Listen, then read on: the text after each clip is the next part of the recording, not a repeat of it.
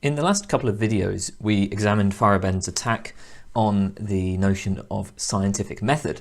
But Feyerabend doesn't just examine these sort of abstract questions about how science works. He's also interested in the role of science in wider society.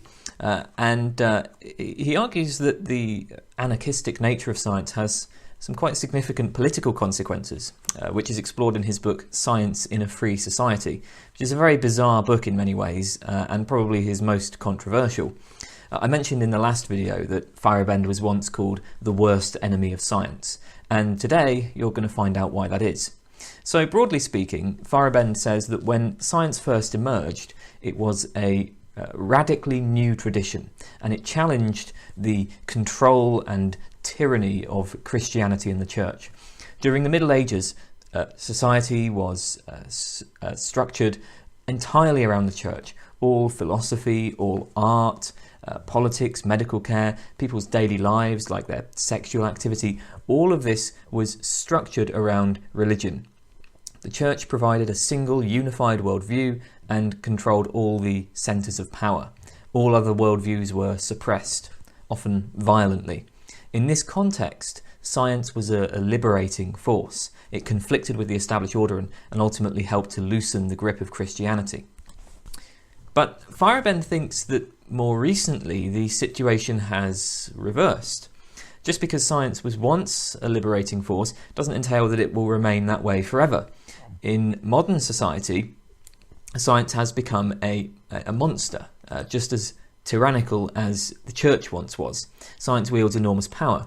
Scientists have a great deal of influence over government policy and government funding. We pump billions of pounds into highly specialised research like the Large Hadron Collider, and in general, lay persons like you and me have no say over any of this.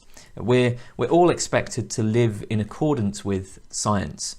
In the education system, the accuracy of science is taken for granted, whereas when children are taught religion, it's taught simply as a tradition that some people accept and other people reject. Science is presented as established fact. So when we teach biology, we don't say some people believe that animals evolved from a common ancestor. We simply say all animals evolved from a common ancestor. Science nowadays suppresses critical discussion just as the church once did. Alternative traditions may even be shut down through legal channels, so it may be against the law to practice medicine that is considered unscientific.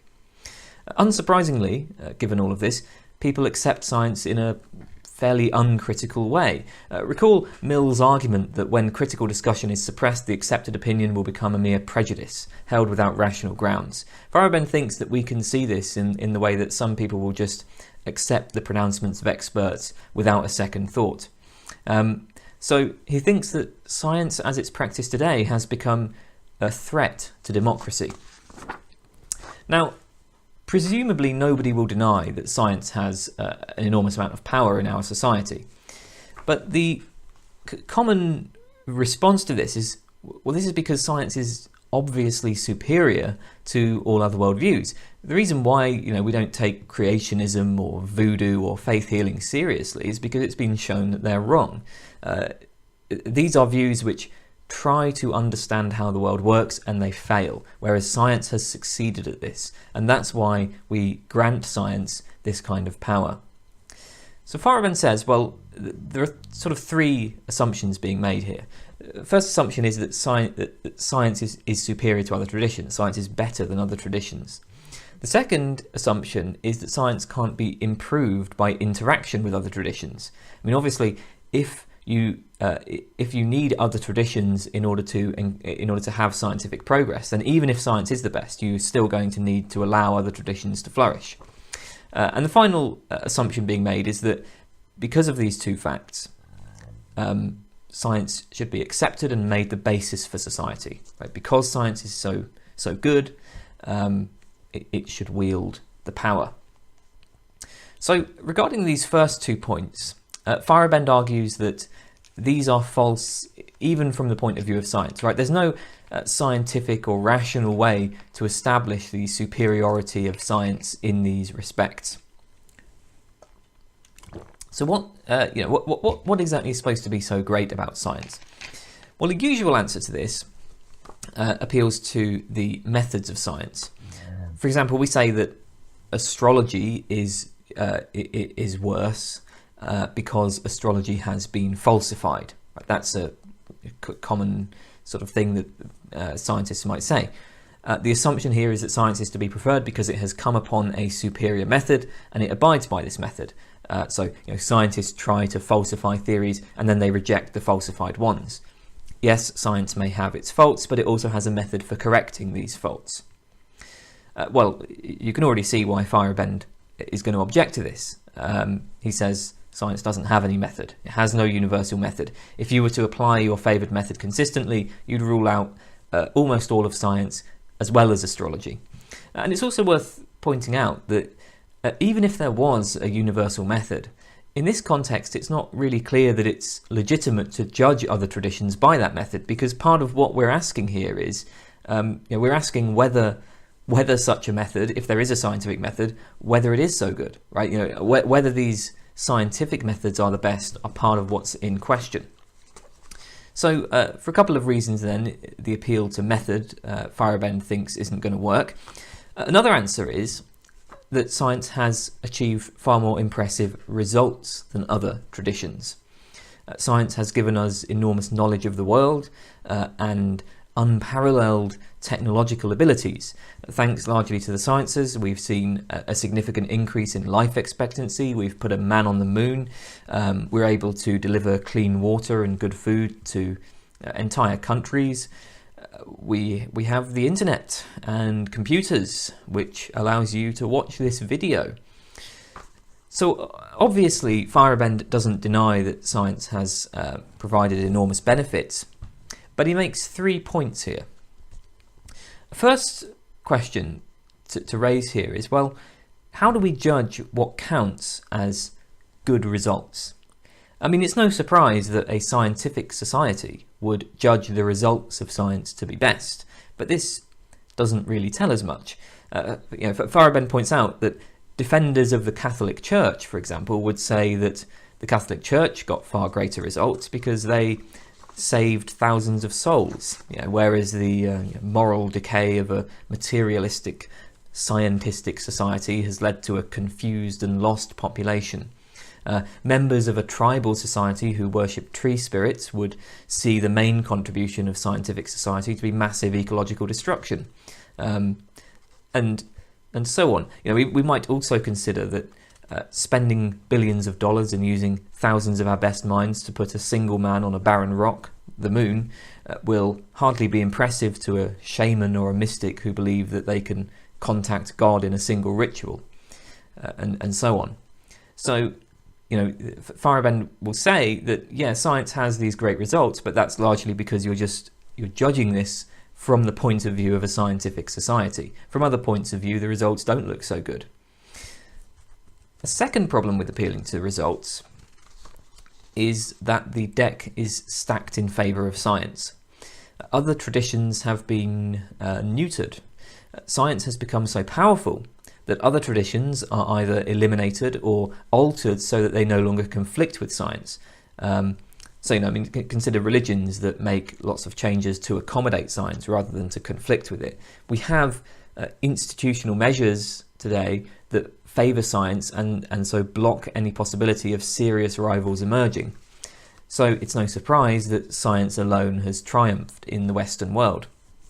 If we examine pre-scientific societies, we actually find that many other traditions, many myths and religions get good results. So pretty much all of the achievements of humanity prior to the 1600s were a result of traditions other than science as we know it. Tribal peoples are able to, for example, design very efficient ships that allow them to explore the seas. So consider the Kon-Tiki expedition of the 1940s, which demonstrated the power of tribal shipbuilding. Tribal peoples have sophisticated techniques for hunting and gathering food. These techniques are based on extensive practical knowledge of their surroundings.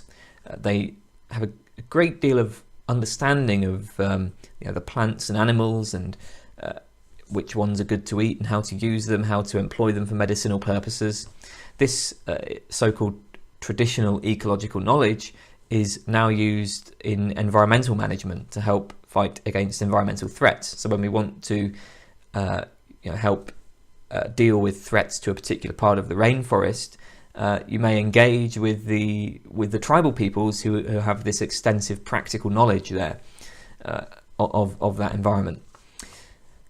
Today we talk about the need to move towards a more sustainable society. Well, many tribal societies lived in a sustainable manner for thousands of years, and they were able to live in a sustainable manner in all sorts of different areas: deserts, ice caps, rainforests, and so on. Another example, maybe a bit more specific, is Buddhist monks developed techniques of meditation and mindfulness that are used today in psychiatry to treat disorders such as anxiety. Some of these techniques can involve really striking control over the body. So there's a meditation technique known as Ji-Tummo, which has been shown to allow monks to control their body temperature. So if you put them in a frigid room, they can dramatically raise their body temperatures just through this meditation technique. So in general then, the people of all societies have found ways of living that are practical and that give meaning to them. This is a significant success, so Feyerabend claims. And notice that science itself has benefited from many of these traditions. Science draws promiscuously on other worldviews. Copernicus, who proposed the heliocentric view of the solar system and thereby initiated the Copernican revolution, he was inspired by Pythagoreans such as Philolaus and other ancient mystics. In general, the results of science are not due to science alone. So we can't use the results of science to argue that other traditions should be suppressed. Science as we know it exists only because it has absorbed the successes of those other traditions.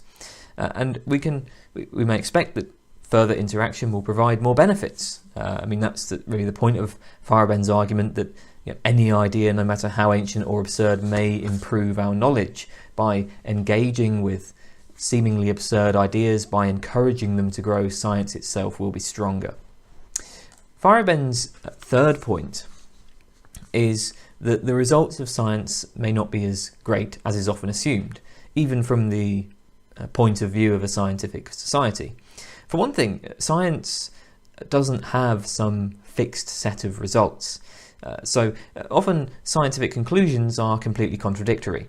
Consider how different doctors will make different diagnoses and recommend completely different courses of treatment. And of course it may be the case that none of these actually help. Scientific experts are in disagreement on all kinds of topics, from nuclear safety to the effects of genetically modified crops, to the interaction between genes and gender roles, for example. In public debates, experts can be found for many different positions. And furthermore, science makes many errors. You might want to check out my video on the pessimistic induction. But the basic point here is science has changed substantially over time. Any scientific theory is held only provisionally, and it may well be eliminated in the future. Even in cases where all scientists agree, there's no guarantee that they will continue to agree in the future, or that what they say will continue to be the case. Science changes frequently. Feyerabend thinks that the knowledge that scientific experts have is quite exaggerated. For one thing, experts will often criticise fields that they don't really have any understanding of. Feyerabend gives the example of astrology. There was a statement made in 1975 by 186 scholars, mostly scientists, denouncing astrology. And on being asked for an interview, they all declined, admitting that they didn't know the details of astrology. Very few of its critics seem to have a detailed understanding of it. More recently, something that I've noticed is that numerous scientists have become strongly critical of philosophy. Scientists like Neil deGrasse Tyson, Lawrence Krauss, Stephen Hawking, these famous names in physics and so on, they have said in one form or another that philosophy is basically a waste of time. And yet, when you listen to their arguments, it's obvious they haven't really read anything about philosophy beyond maybe a bit of the Wikipedia page.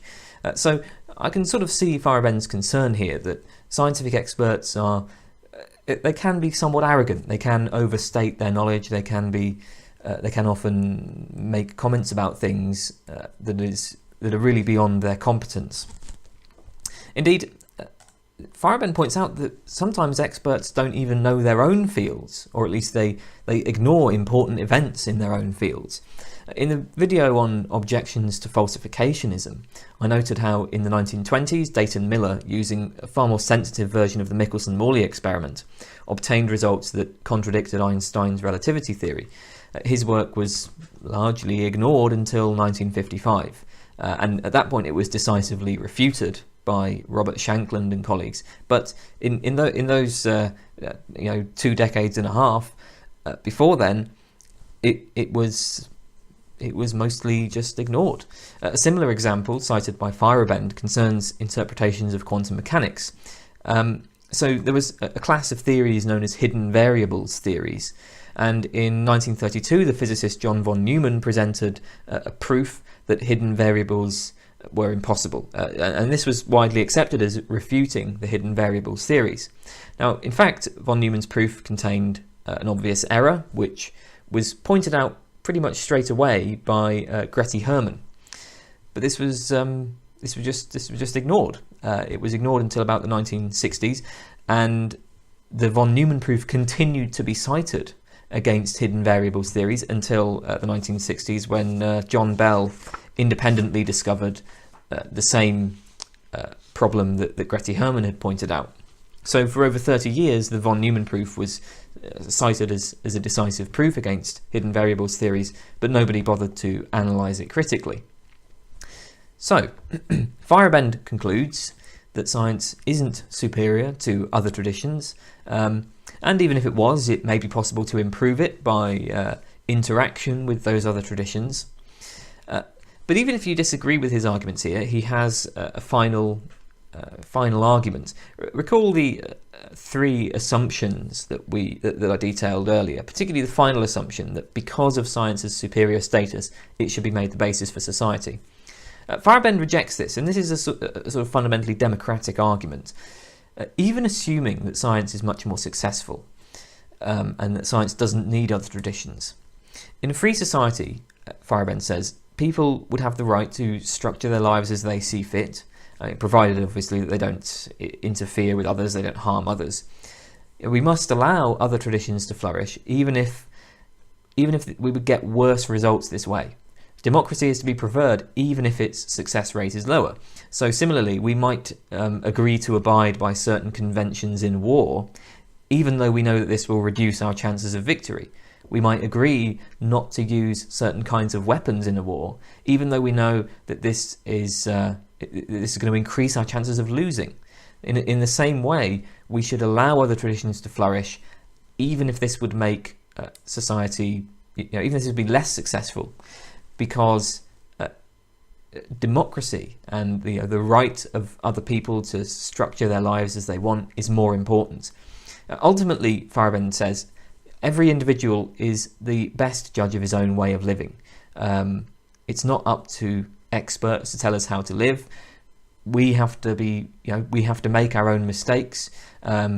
We sort of need to encourage a mature population that's able to evaluate things for themselves, able to make their own decisions about the role that different traditions should play in their lives. We shouldn't want to be a collection of sheep following the word of experts.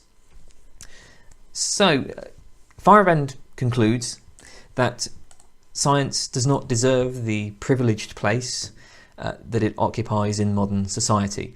Science is one tradition among many and should be treated as such. Just as there is a separation of church and state, Feyerabend says we should have a separation of science and state. Decisions should be made not by scientific experts, but by committees of lay people. Whether or not creationism should be taught in the biology classroom should be put to the vote. It should be decided on by a committee of lay people who have been selected to decide matters of schooling. Feyerabend even goes as far as to say that determining the safety of nuclear reactors and things like that should be left to lay people, not to experts. Experts can be consulted, but they never have the last word. We should tolerate other traditions and allow people to make up their minds for themselves. In our society, many people are skeptical of science or reject science. There are creationists and mystics and anarcho-primitivists and all sorts of other people. In a genuinely democratic society, we would have to respect their right to have their voices heard and perhaps even influence government policy. Now, of course, private institutions can do what they like. If a private university wants to teach only science and wants to teach it as the absolute truth, that's fine. But anything that receives state funding, anything that's funded by taxpayers, Feyerabend says, must be overseen by lay people working democratically. So that's government-funded schools, government-funded research projects, and so on. Let's consider some objections. A first objection is that the kind of relativist society envisaged by Feyerabend would be completely disordered. It would be chaos.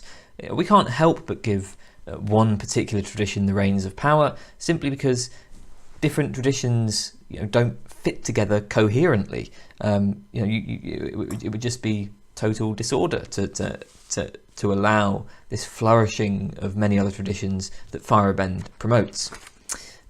So the response to this is, well, no, it's not going to be total disorder because there is an organising principle, and that is democracy. Decisions are made democratically. Different individuals can adopt whatever traditions they like, but the state enacts policy based on democratic vote. When we debate what to teach children in state schools, scientists and creationists and voodoo shamans can all have a say. But ultimately it's decided by the vote in the committee of lay people. If the majority of people on the committee want to teach science to the exclusion of everything else, that's what happens. Similarly, when deciding what research projects to fund, or when deciding how to go about doing large infrastructure projects, it's the vote that counts. Feyerabend points out that what he's advocating is actually basically just a kind of trial by jury. A jury consists of laypersons. Experts are brought in, but they don't have the last word. It's up to the jury to evaluate whether what they say is true and what bearing it has on the case. This assumes that lay people are able to understand technical matters and are able to override the judgment of experts. And of course we wouldn't say that trial by jury is anarchic and chaotic, but that's pretty much just what Feyerabend says should be used to organise society. A lot of trials by jury. Now, that maybe works in some cases, but it does seem like that's not going to solve the problem in general, because there are some cases where this sort of democratic control, the committees of lay people, just can't be used. Cases of the police and the military, for example, because the police and military often have to hide their activities from the public, so they can't be overseen by these kinds of committees. Maybe we can apply this in some cases, but it does look like there will still be parts of society that that can't work this way. A second objection is that when we look at societies that have tried interfering with science or that have ignored science, the results have been disastrous.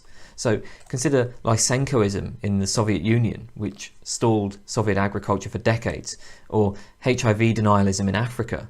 In some African countries, the government has promoted the claim that HIV is not the cause of AIDS. And this has severely hampered the response to the AIDS crisis over there. Or think about the emergence of anti-vaccination movements, which have led to the re-emergence of serious diseases that we once thought were consigned to history. Or look at how the tobacco industry funded biased research to show that smoking is not linked to lung cancer. That delayed our response to promoting reduction in smoking. In the 1970s, the Australian government and the Australian tourist industry suppressed research that showed the devastating effects of what were known as crown of thorns starfish on the coral reefs. This particular starfish had its population had blown up, and it was it ate the coral reefs, and it was destroying coral reefs, and the scientific research was sort of suppressed by the government and the tourist industry, and that severely delayed the attempts to deal with the problem. And of course, more recently, there's climate denialism, which seems to be particularly prevalent in the United States, and that's delaying action to tackle climate change. And these kinds of examples can be extended indefinitely. I mean, it seems like in the cases where we've sort of put Feyerabend's ideas into practice, right, the people suffer. So there are a couple of responses we might make to this. One response is to try to find cases where political interference in science has benefited the population.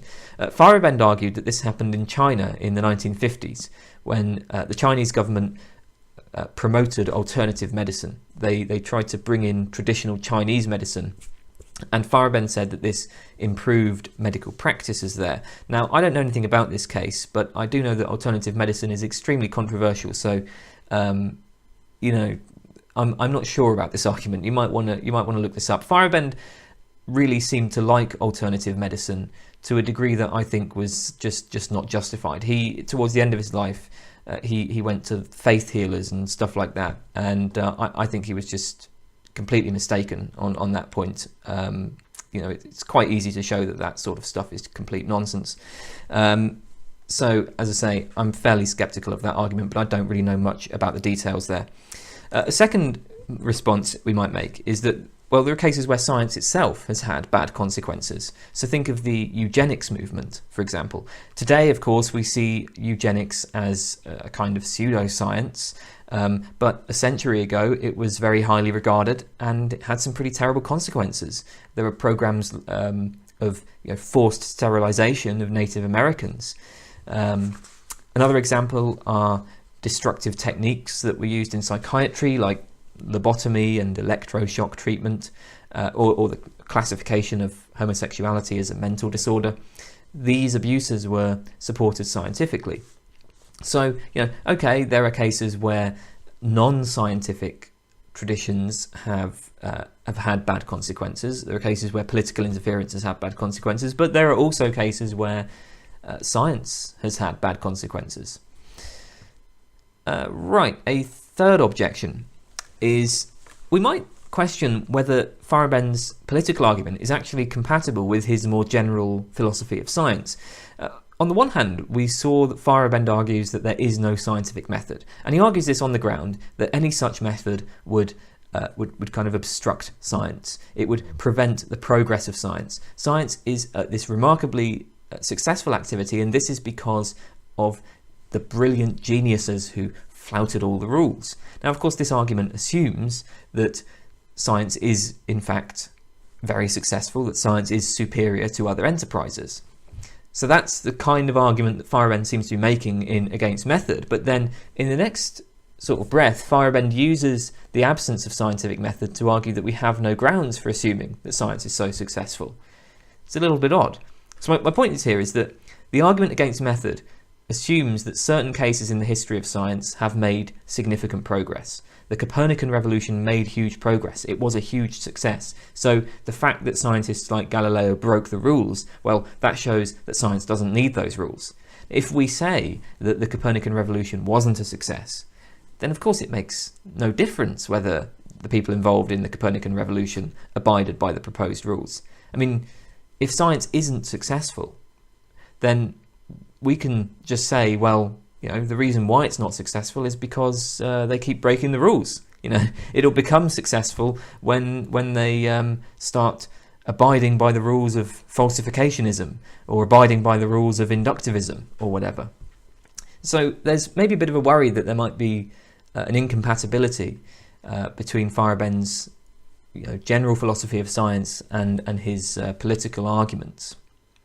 A final objection that was raised by Feyerabend himself in his later work, I quote Feyerabend here. He says, "One of my motives for writing Against Method was to free people from the tyranny of philosophical obfuscators and abstract concepts such as truth, reality, or objectivity, which narrow people's vision and ways of being in the world. Formulating what I thought were my own attitudes and convictions, I unfortunately ended up by introducing concepts of similar rigidity, such as democracy or tradition or relative truth. Now that I'm aware of it, I wonder how it happened. The urge to explain one's own ideas, not simply in a story but by means of a systematic account, is powerful indeed. So the thought here is that what Feyerabend has done is just present another worldview. He's presented just another tradition. Relativism is one tradition among many. And note that it's a fairly unpopular tradition. Most people aren't relativists. Feyerabend has then argued that society should be structured with this tradition as its basis. But then, how is that any better than structuring it around science or structuring it around the church? I mean, there's clearly something odd about Feyerabend's argument here. He wants us to make extremely radical changes to society on the basis of an ideology that almost nobody accepts. And he claims that he's doing this to promote democracy and to reduce the power of single ideologies. Okay, that's all for Feyerabend.